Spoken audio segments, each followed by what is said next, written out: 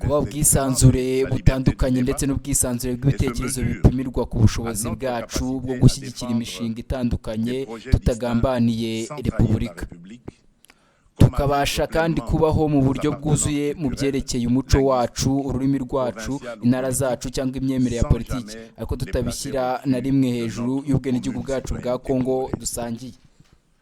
Kuko niba demokarasi uburenganzira bwo kutavuga rumwe, igihugu cyo kitatubuza kwicamo ibice.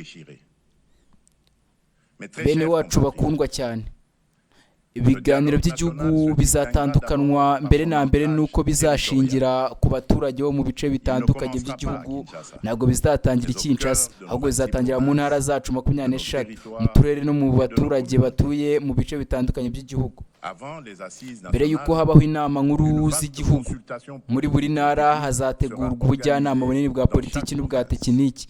Hazategurwa inama zibanza mu murwa mukuru wa buri ntara, zihuza abaturage, abayobozi b'inzego z'ibanze, abadepite b'igihugu n'abasenateri batorewe iyo ntara, abahagarariye inzego z'imiyoborere yegerejwe abaturage n'izikorera ku rwego rw'igihugu, amashyaka n'amahuriro ya politiki ari ku butegetsi ndetse n'atavuga rumwe nabwo, sosiyete sivile, abayobozi b'imiryango gakondo, amadini ndetse n'abahagarariye inzego z'umwuga, ubukungu, za kaminuza n'ubushakashatsi. Buri ntara izagaragaza umukuri kandi nta gushidikanya ibibazo byayo bwite, impamvu z'umutekano muke, amakimbirane ashingiye ku butaka n'imigenzo gakondo, amakimbirane hagati y'imiryango, intege nke mu miyoborere, ubusumbane, inzitizi zibangamira iterambere ndetse n'ivugurura zibona ko rikenewe. Ibiganiro kandi bizahuza inzego z'ubuyobozi, serivisi za leta ku rwego rw'igihugu, ibigo bya leta n'ibigo by'ubucuruzi, imiryango iharanira uburenganzira bw'abagore, urubyiruko, abakozi, abantu bafite ubumuga n'abandi bantu bafite intege nke, ba rwiyemezamirimo, abahinzi, abarimu, abashakashatsi, abahanzi, inzobere mu buvuzi, abakora mu bukungu butanditse ndetse n'abanyekongo baba mu mahanga.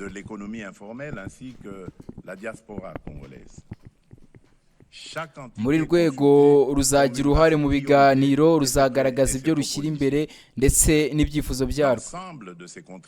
Ibyo bitekerezo byose bizakusanywa kandi bihurizwe hamwe mu nyandiko imwe y'icamake y'igihugu, izaba umusingi w'ibizigwaho kandi igatuma inama nkuru z'igihugu zishingira ku bitekerezo by'abaturage. Muri ubwo buryo, inama z'igihugu zabera i Kinshasa ntizizaba intangiriro y'ibiganiro, ahubwo zaba umusozi w'ibitekerezo byakusanyijwe mu gihugu hose. Abaturage ba Kongo ntibazahamagarirwa kwemeza imyanzuro n'imishyikirano yabayeho batabigizemo uruhare, ahubwo abaturage ubwabo nibo bazaba isoko y'iki gikorwa, umutimanama wacyo ndetse n'abanditsi bacyo nyakuri.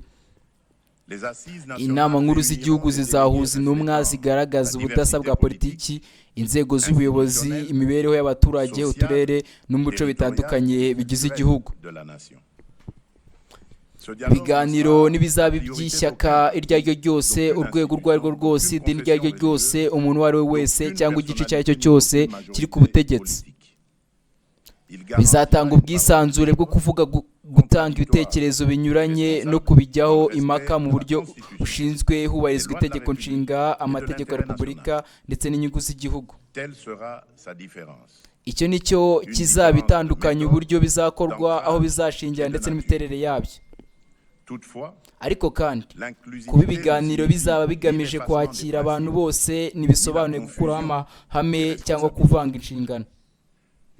Nta muntu uzirukanwa muri biganiro kubera ibitekerezo bye, kunenga ubutegetsi, kuba ari mu ishyaka runaka, inkomoko ye mu ntara, ururimi rwe, ubwoko bwe cyangwa idini rye.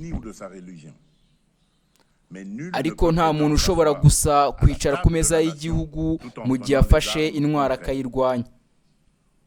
Nta ntwari izaha uyitwaye uburenganzira buruta bw'abaturage bahabwa n'amatora. Nta ntsinzi ya gisirikare izahindurwa uburenganzira bwa politiki. Nta mutwe twaje intwaro uzashobora gukoresha urwitwazo rw'uko ibiganiro bigomba kuba bikubiyemo abantu bose kugira ngo ukoreshe imbaraga ushyireho bitashobora. Bityo rero abazakomeza kurwanya hakoreshejwe intwaro gahunda y'itegeko nshinga igihe ibiganiro bizaba bitangiye, abigaruye ku ngufu igice cy'ubutaka bw'igihugu, abashyira mu buryo bunyuranyije n'amategeko inzego z'ubuyobozi muri repubulika cyangwa abakora ku nyungu z'ikindi gihugu muri uru rwego. Rwanda ntibazitabira ibiganiro nk'amashyaka cyangwa imitwe ya politiki.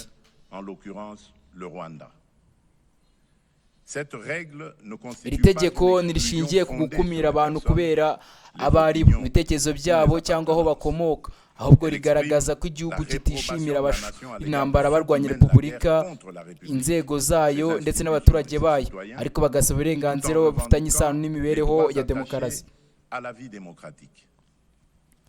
Ibikorwa by'Idoha gikomeje kuba urubuga rukwiye rwo gukemuriramo n'imitwe ya AFC-23 ibibazo birebana no guhagarika imirwano, kuva mu bice by'imirwano, gushyira ahantu hagenewe kwamburwa intwaro ndetse n'izindi gahunda zijyanye mu buryo butaziguye n'amakimbirane. Ibiganiro by'igihugu ntibizafata umwanya w'iki gikorwa, ntabwo kandi bizaba inzira y'inyongera yatuma umuntu abona ibyo demokarasi n'amategeko agenga igihugu bitamuhaye akoresheje intwaro. Ariko kandi inzira yo gusubira mu miryango mugari w'igihugu izakomeza kuba ifunguye ku bantu bazahitamo ku giti cyabo kureka mu buryo bw'ukuri kandi bushobora kugenzurwa ibikorwa by'intwaro n'ihohoterwa iryo ari ryo ryose, ndetse bakamagana mu buryo budasubirwaho igitera igihugu cyacu kirimo guhura nacyo. Kwakirwa kwabo bizakorwa hakurikijwe gahunda zo kwambura intwaro, gusubiza mu buzima busanzwe no kwinjiza mu muryango, guteza imbere no kongera kubaka abaturage ndetse no kugarura ituze binyuze muri PDD ndetse no muri gahunda z'ubutabera n'ubwiyunge. Ariko nimwumve neza, amahoro ntashobora gusobanura ko ibyaha bidahanwa.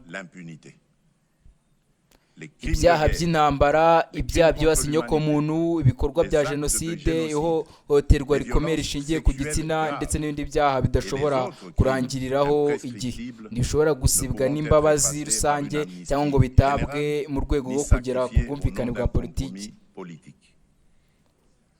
Ntabwo tuzubaka ubwiyunge bushingiye ku kwibagirwa, ariko kandi ntituzemera ko kwihorera, urwango cyangwa ubwoba ari byo bigena hazaza h'abana bacu. Inshingano yacu ni uguhuza ibintu bibiri bidashobora gutandukanwa, gufungura inzira y'amahoro abantu bazareka kubw'ukuri gukoresha ihohoterwa, ndetse no guharanira ubutabera ku bantu bahohotewe.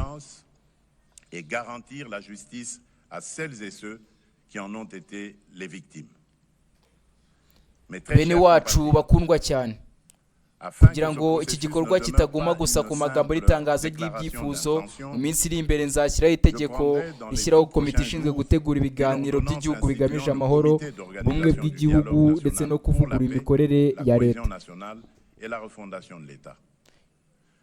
Iyi komite izaba ishinzwe gutegura mu buryo bw'ubuyobozi ibikoresho n'ibikorwa bya tekinike ibiganiro by'igihugu ndetse no kureba ko bisabwa byose kugira ngo ibi biganiro bigende neza byujujwe.